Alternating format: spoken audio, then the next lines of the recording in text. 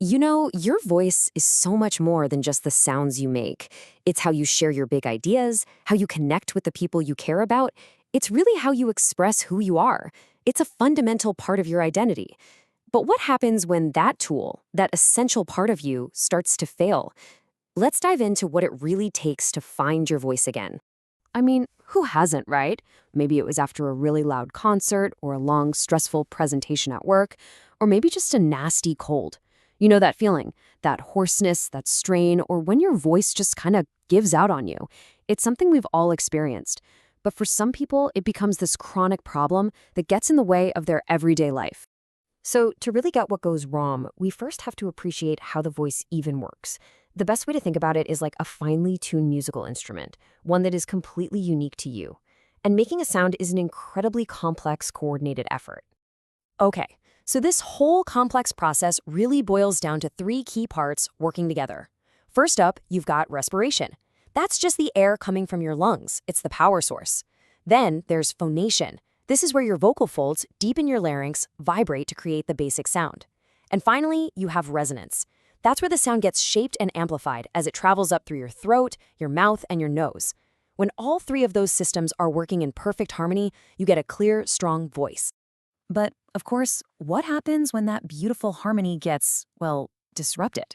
If there's an imbalance in any one of those subsystems, it can lead to what we call a voice disorder. It's that moment your personal instrument just falls out of tune. And this is a really key point. A voice disorder is way more than just being a little hoarse. The American Speech Language Hearing Association defines it as any disturbance that actually gets in the way of communication. And that can mean anything from vocal fatigue, a breathy sound, a shaky voice, or even feeling pain when you try to speak. To make this all a bit more real, let's look at a case study. We've got a 28-year-old teacher. Her job demands that she use her voice all day, every single day. But she's hit a breaking point. Her main complaint? By the end of each workday, her voice is just completely exhausted and hoarse, and it's making the job she loves incredibly difficult. And that quote, wow, that really hits home, doesn't it? For her, this wasn't just some minor inconvenience. It was a real threat to her career, to her passion. The emotional and professional toll that a voice disorder can take is just immense. So where do you even begin to solve her problem? Well, clinicians start by sorting voice disorders into three main buckets. First, you have functional disorders, which are all about how the voice is being used. Then there are organic disorders, which involve a physical change to the vocal folds, like nodules or swelling. And finally, neurological disorders, which, as the name suggests, stem from problems with the nervous system controlling those vocal muscles. Figuring out which category the problem falls into is the very first step in the investigation. Okay, so with those categories in our back pocket, it's time to play detective. To find the right solution, you absolutely need a comprehensive assessment to pinpoint the exact cause of the problem. You really have to become a detective for the voice. And a proper diagnosis isn't just one single test. No way. It's more like a whole toolkit. It always starts with the case history. That's your story, your vocal habits, your medical background. Then, a clinician uses their highly trained ear to just listen, to perceive the quality of your voice. They'll also use technology to get hard data on things like pitch and airflow. And finally, an instrumental exam lets a doctor actually see the vocal folds in action. You know, getting to the bottom of this often takes a team effort with two key players. You have the ENT, that's the ear, nose, and throat doctor. They're the medical expert who looks at the physical structure. And then you have the speech-language pathologist, or SLP. Think of them as the voice coach who focuses on the function and behavior, how you're actually using that structure. They have to work together to get the full picture. All right, so after all that detective work, what did the team find? What was going on with our teacher?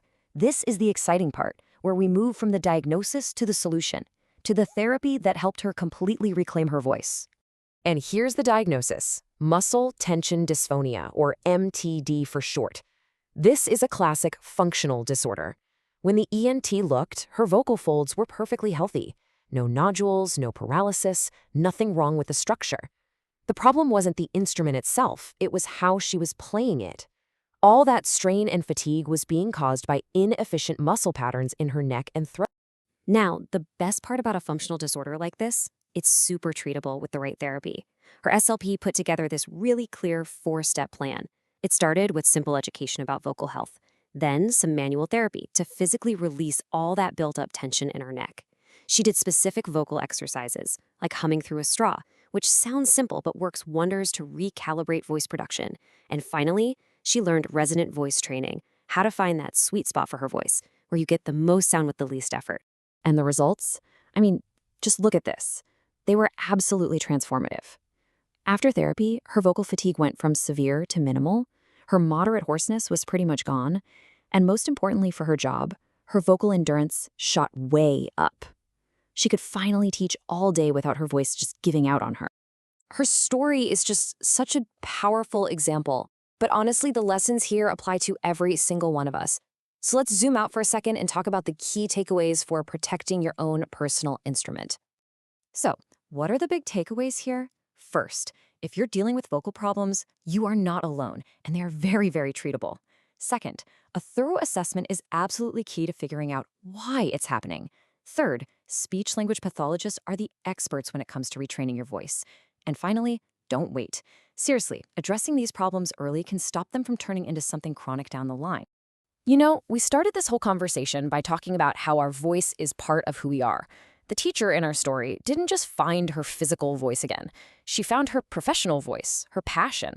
And it leaves us with one last question to think about.